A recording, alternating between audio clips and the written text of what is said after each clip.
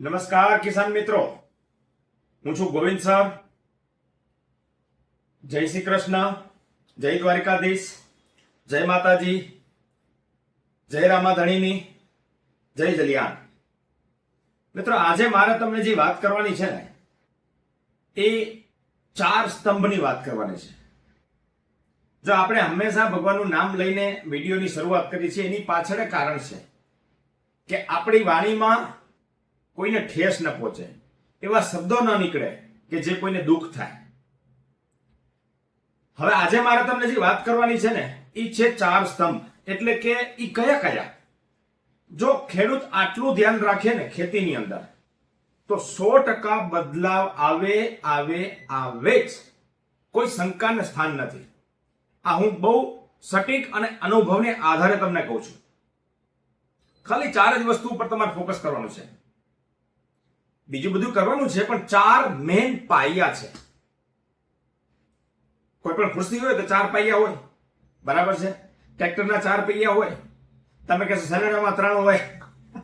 પણ મૂળ મુદ્દા ઉપર આવવાનું છે. આપણે બાજોટ પાથરીએ ભગવાનનો, બરાબર, નીચે એની ઉપર આસન બિછાવીએ અને ભગવાનને સ્થાન આપીએ, એમાં 4 પૈયા છે. એમ જીવનની એ 4 અવસ્થા છે, એ આપણે પછી ચર્ચા કરશું. પણ અત્યારે 4 સ્તંભ કયા જે ખેડૂતોએ દરેકે કરવું જોઈએ. જે ખેડૂતી 4 કરે છે ને એની નિશ્ચિત છે એની ખેતીમાં બદલાવ આવશે, એના પાકમાં બરાબર સમૃદ્ધિ આવશે, અથવા પાકની અંદર આવકના પ્રમાણ વધશે અને ક્વોલિટી મેન્ટેન થશે અને ઉપજ વધારે આવશે. એ કયા કયા?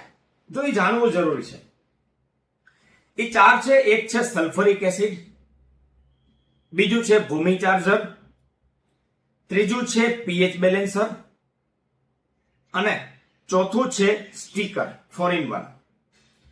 હવે પહેલો મુદ્દો જે છે ને એ સમજવા જેવો છે સલ્ફરિક એસિડ. જો ઘણા બધાને હજી ડાઉટ છે કે સાહેબ બેક્ટેરિયા મરી જાય, જમીન ખરાબ થઈ જાય. ભલા માણસ, ઇઝરાયલે 70-80 વર્ષથી સલ્ફરિક એસિડ ટ્રીટમેન્ટથી ખેતી કરી અને આજે આખા વિશ્વની અંદર ડંકો વગાડ્યો. આ એની ટેકનોલોજી છે, આ એનો વિચાર છે, મારો વિચાર નથી.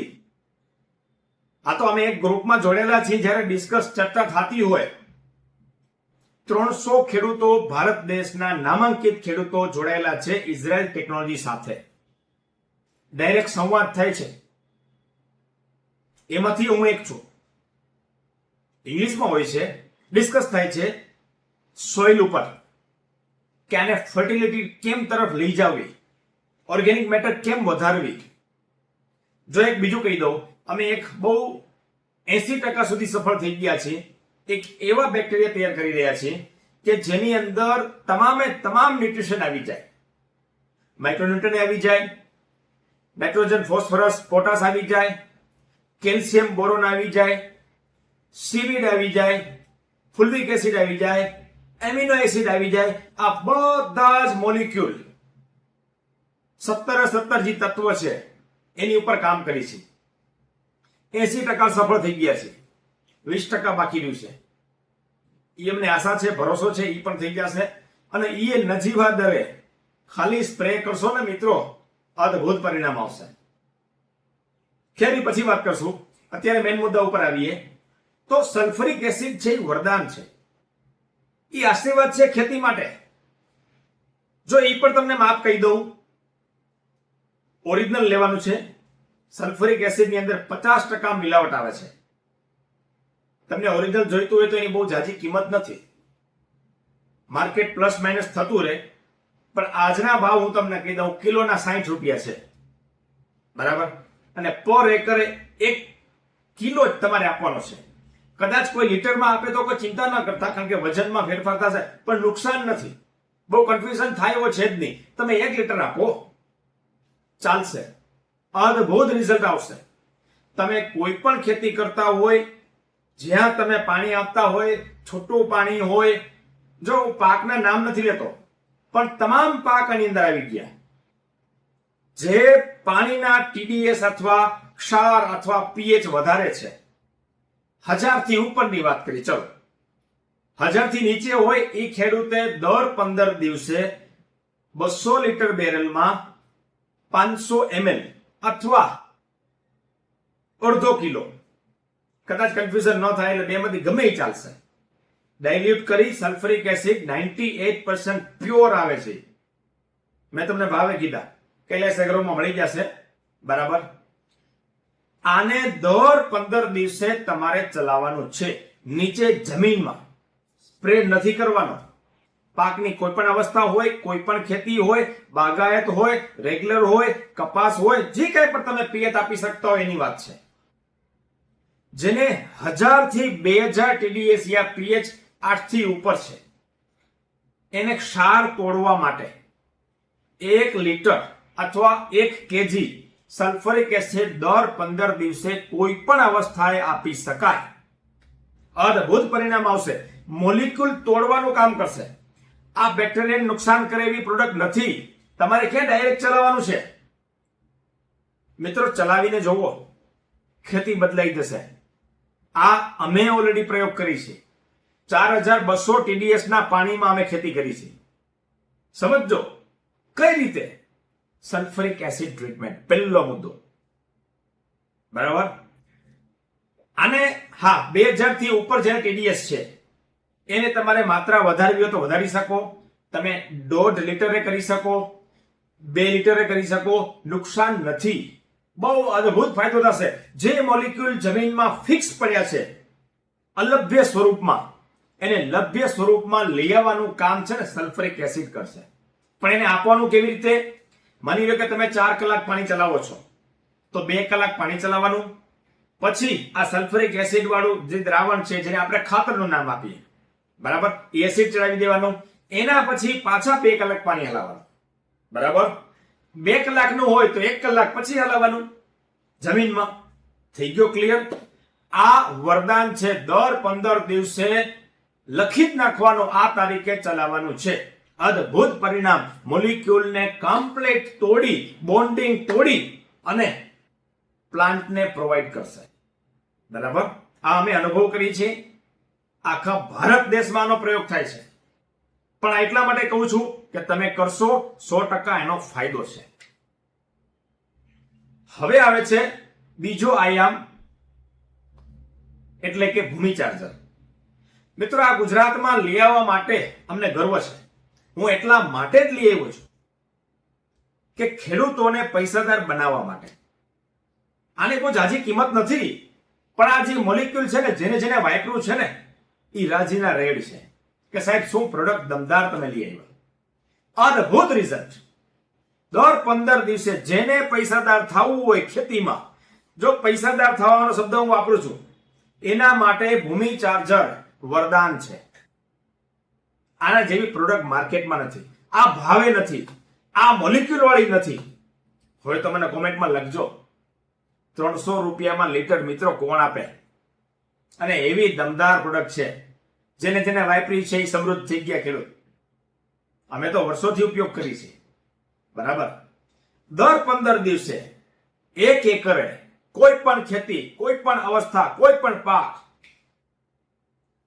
2 લીટર આપવાનું છે. આને બેક્ટેરિયા સાથે તમે ચલાવી શકો, ખાતરના ગ્રેડ સાથે ચલાવી શકો, પેસ્ટિસાઇડ સાથે ચલાવી શકો, ફંગીસાઇડ સાથે ચલાવી શકો. કારણ કે મોલિક્યુલ જ જબરજસ્ત છે. ઓર્ગેનિક કાર્બન 60% ઉપર છે. એક પ્રોડક્ટ માર્કેટમાં બતાવો મને. હ્યુમિક છે, ફુલ્વિક છે, વિટામિન છે, ઓક્સિજન છે. ભયંકર વરસાદ પડ્યો હોય, પ્લાન્ટ નબળું થઈ ગયું હોય, 2 લીટર ભૂમિ ચાર્જર છોડી દો, રેડી થઈ જશે. આ અમે પ્રયોગ કરેલા છે. પૈસાદાર થવું હોય એના માટે ભૂમિ ચાર્જર્સ લિક્વિડ છે. બરાબર. તમને કૈલાસ એગ્રો મળી જશે. વાપરો. દર 15 દિવસે આપી દો. બરાબર. કારણ કે આ આપશો એટલે પ્લાન્ટ ઓલરેડી તાકાતમાં રહેશે. અને જે વસ્તુ તાકાતમાં હોય એને તમે હરાવી શકો નહીં. 50-60% તમારા એમને પ્રશ્ન સોલ્વ થઈ જશે. પછી આવે છે પીએચ બેલેન્સર. હું હંમેશા ખેતી માટે કહું છું કે અત્યાર સુધી તમે જે કર્યું હોય, પણ હવે કોઈ પણ દવા તમે પેસ્ટિસાઇડ છાંટતા હોય, કેમિકલ છાંટતા હોય, ઓર્ગેનિક મેટર છાંટતા હોય, કોઈ પણ એ પાણીનો પીએચ મેન્ટેન કરવો જરૂરી છે.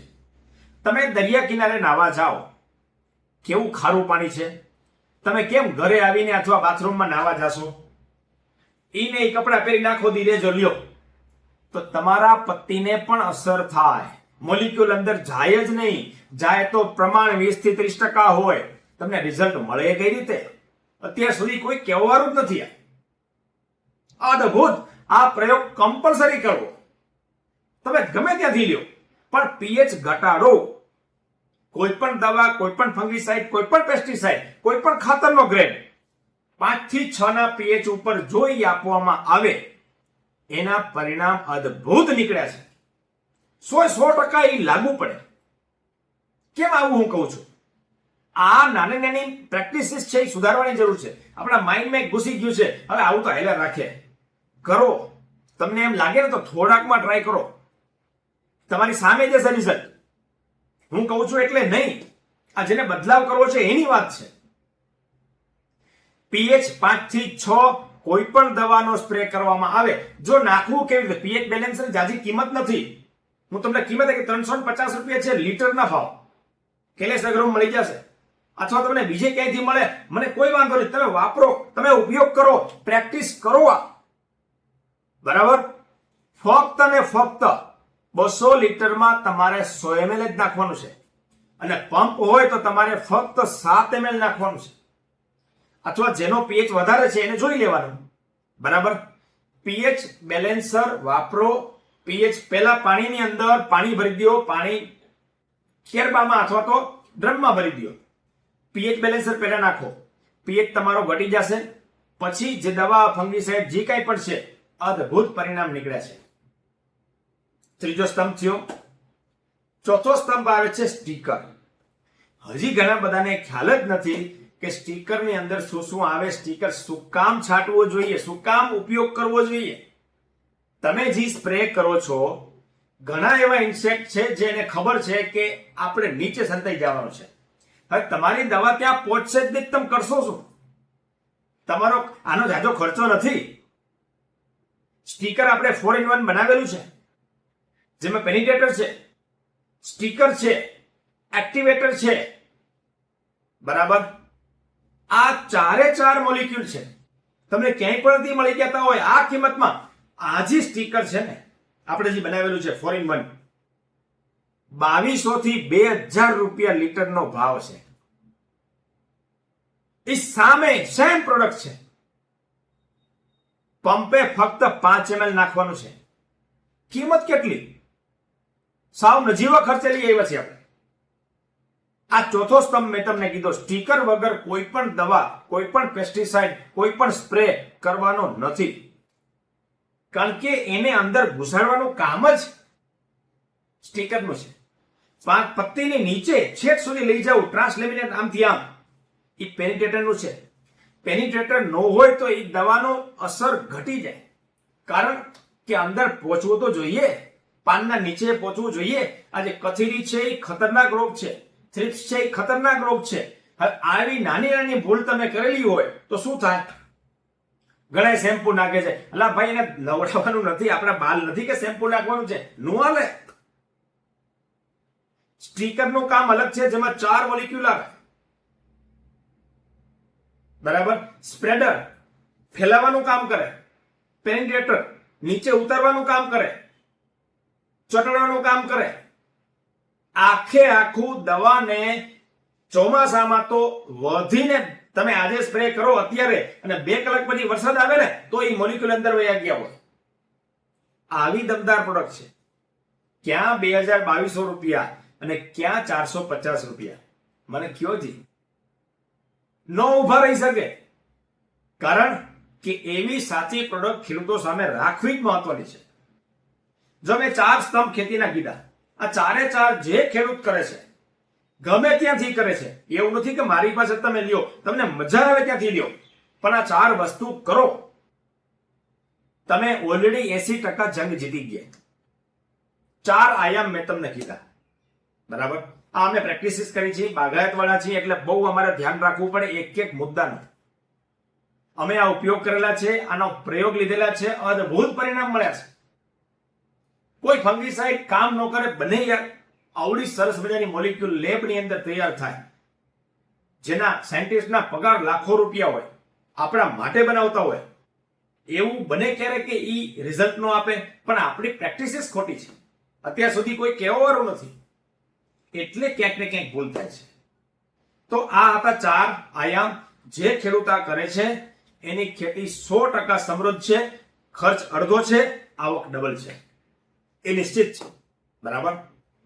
આ ટોપિકની અંદર તમને ભરોસો હોય, વિશ્વાસ હોય તો જ કરવા વિનંતી, કારણ કે જિંદગી ભરોસા ઉપર જ ચાલે છે.